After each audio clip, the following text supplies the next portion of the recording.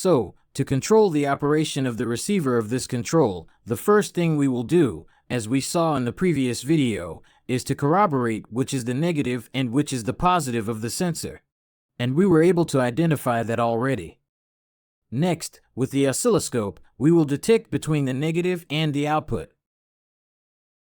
So, we turn on the oscilloscope, place the test lead in 1x, also informed that we will work with 1x, and only need to set 5 volts, or we can even use 2 volts, since on screen we will have 8 on each side. Then, we place the positive on the signal output and the negative. We will place this one on the negative. Remember that the right one was the positive. Now I am placing it on the left, which is the signal output, and the negative we will place it on the negative, but for that we will take advantage of the other side of the sensor.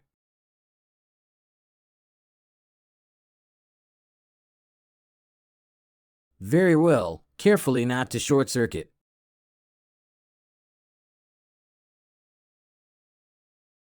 As we see on the screen of the oscilloscope, we see a voltage of 5 volts.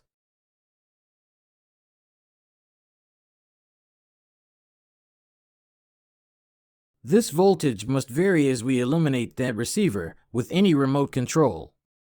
It doesn't matter if it's not from the air conditioner, all signals are received and transmitted, but not all signals are understood by the microprocessor. So we press the volume button on a TV. The TV volume button gives a constant pulse that, in general, air conditioner keys do not give, since they prefer that we press them one at a time. The TV volume always gives a constant light emission,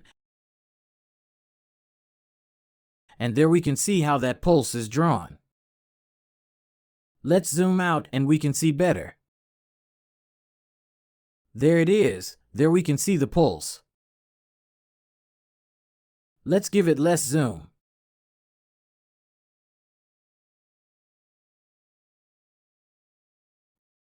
And see that we can see how it is being drawn. I don't press, I pressed, I hold down, I let go. Now I'm going to press the power button.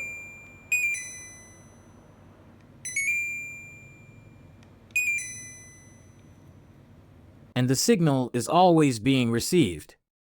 Depending on what we ask the team, they are not always understood. For example, in this case, the team is showing an error, so even though I raise and lower the temperature, the team does not react and does not raise and lower the temperature. But the receiver of the remote control is receiving the signal. In fact, even if I press the power button on my TV, the signal is still received, and the receiver transmits it to the microprocessor, but the microprocessor does not understand it. But this tells us that the receiver is working well. Remember, between G and D, or negative and S, there the voltage already fell because I disconnected it. So this is how we can test both the remote control and the receiver. Please leave a comment if you have any questions.